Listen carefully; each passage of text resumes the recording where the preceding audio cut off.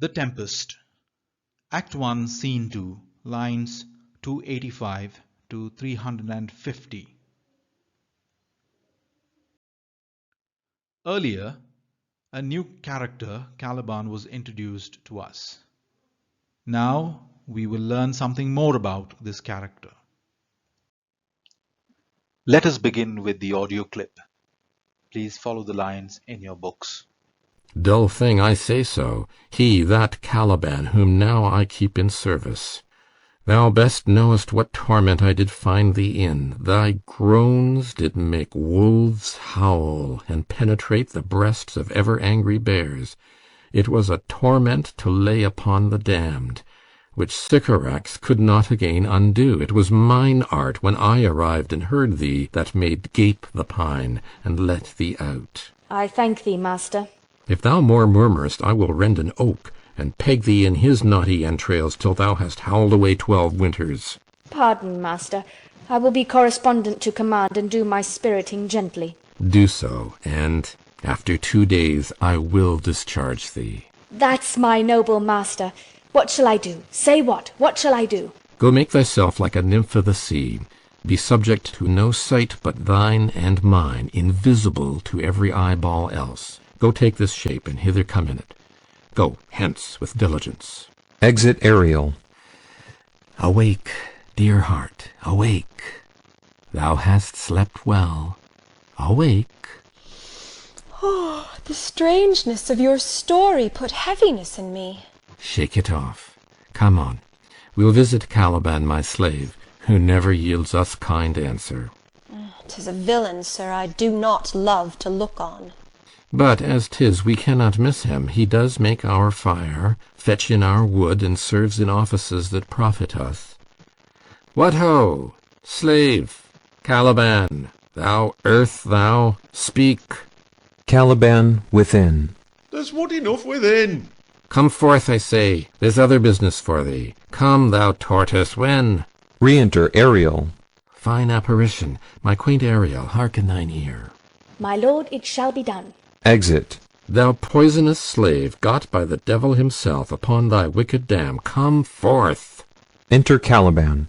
As wicked Jew as ere my mother brushed with raven's feather from unwholesome fen drop on you both.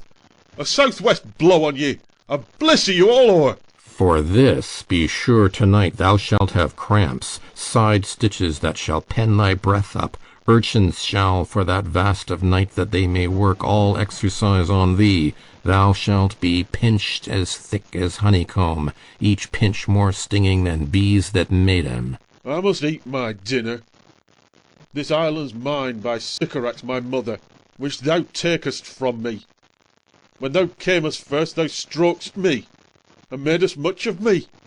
Wouldst give me waters with berries in't, and teach me how to name the bigger light, and how the less that burn by day and night. And then I loved thee, and showed thee all the qualities at Thyle, the fresh springs, brine pits, barren place and fertile. Cursed be that I did so. All the charms of Sycorax, toads, beetles, bats, light on you. For I am all the subjects that you have, which first was mine own king. And here you stymie in this hard rock, whiles you do keep me from the rest at Thyland. Thou most lying slave, whom stripes may move not kindness, I have used thee, filth as thou art, with human care, and lodged thee in mine own cell, till thou didst seek to violate the honour of my child. Oh ho! Oh ho! Would it had been done! Thou didst prevent me. I had peopled else this isle with Calibans. The text in detail. Dull thing, I say so. He that Caliban whom now I keep in service. Thou best knowest what torment I did find thee in. I already said that, you stupid thing. Caliban, who I now keep as a servant. You know best what pain I found you in. Thy groans did make wolves howl and penetrate the breasts of ever angry bears. It was a torment to lay upon the damned, which Sycorax could not again undo. Your groans made wolves howl, and made perpetually angry bears feel pity for you. That torment which she could not undo was meant only for the souls in hell. It was mine art, when I arrived and heard thee, that made gape the pine and let thee out. It was my magic when I arrived here that made you come out of that pine. I thank thee, master. For if thou more murmurest, I will rend an oak and peg thee in his knotty entrails till thou hast howled away 12 winters. If you continue to complain, I'll split an oak tree and lock you inside its wooden trunk until you've howled for 15 more years. And now Ariel gets frightened and he relents and he says, Pardon, master, I will be correspondent to command and do my spiriting gently. Correspondent is obedient. So forgive me, master, henceforth I will be obedient to you. Do so, and after 2 days I will discharge thee. Do that, and I will set you free. That's my noble master. What shall I do? Say what? What shall I do? My noble master, what should I do for you? Tell me, what should I do for you? Go make thyself like a nymph of the sea. Be subject to no sight but thine and mine, invisible to every eyeball else. He says, when Ariel says, what shall I do? Prospero says, go convert yourself or pretend to be a sea nymph. And do not be visible to anybody else except mine and your eyes. Go take this shape and hither come in it. Go hence with diligence. He says, go right away and take that shape and come here and do it carefully. And Ariel exits at this point. Now you remember that Miranda was made to sleep and now she is been waken up. Awake, dear heart, awake. Thou hast slept well. Awake. You understand that, I suppose. And Miranda gets up and yawns and says, the strangeness of your story put heaviness in me. She says, the strangeness of your story made me drowsy. Prospero, shake it off. Come on. We'll visit Caliban, my slave, who never yields us kind answer. He says, shake off your drowsiness and come on, let's go and visit Caliban, who has never a good word for any of us. And Miranda says, 'Tis a villain, sir, I do not love to look on. She hesitates and says, he's a bad person, I do not wish to come and see him. But as it is, we cannot miss him. He does make our fire, fetch in our wood, and serves in offices that profit us. He says, yeah, we can't ignore that because he's the one who makes our fire, gets wood for us, and serves in offices that profit us. He works for us. And now at this point they are in front of Caliban's cave. And standing in front of the cave, Prospero calls out to him, says, what ho, slave Caliban, thou earth, thou speak. He says, hey Caliban, you pile of dirt, you answer me. And Caliban doesn't come out, and from within he says, there's wood enough within. He says, I have already collected wood and there is sufficient wood in your hut, he says. Prospero, come forth, I say. There's other business for thee. Come, thou tortoise. When? So, when means, when are you going to come? Impatience. Now, as that is going on, Ariel re-enters the scene, but he is not visible to anybody else except to Prospero. Fine apparition, my quaint Ariel. Quaint is clever, apparition is vision, because he was asked to be a nymph of the sea. So he has converted himself magically to a nymph, and he is in front of Prospero. Hark thine ear. He says, listen in your ears. So, a pretty spirit, my clever Ariel, listen closely. And he whispers something to Ariel. And Ariel replies saying, my lord, it shall be done. And he exits. Prospero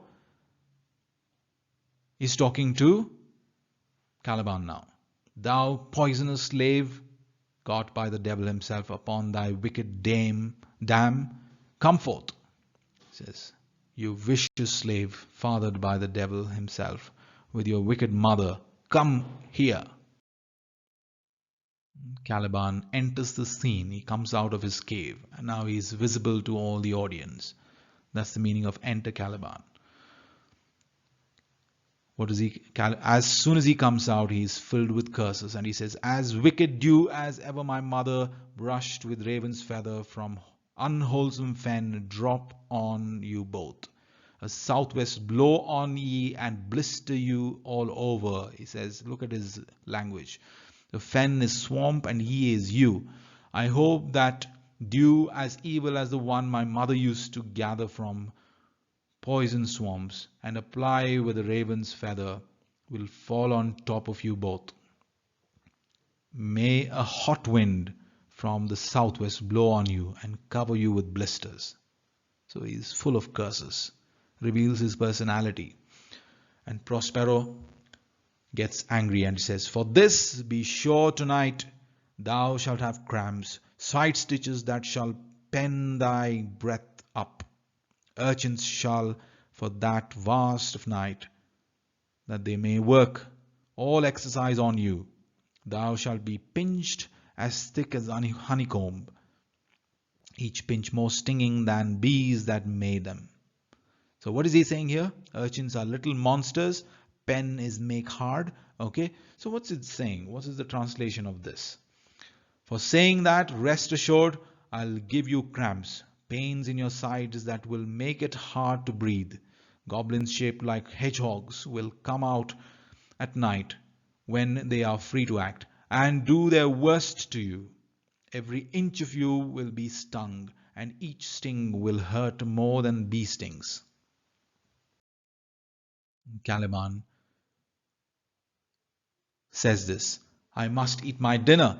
This island's mine by Sycorax my mother, which thou takest from me. He says, this island was mine. I must eat dinner now. I'm not going to come with you and work for you. This island was mine. It belonged to my mother, and now you have taken it away from me.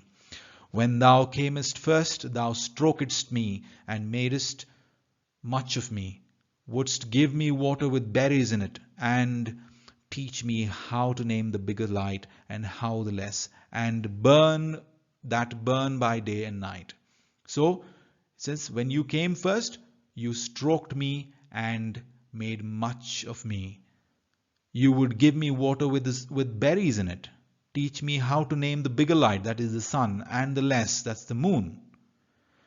And then I loved thee and showed thee all the qualities of the isle, the fresh springs, brine pits, barren place, and fertile.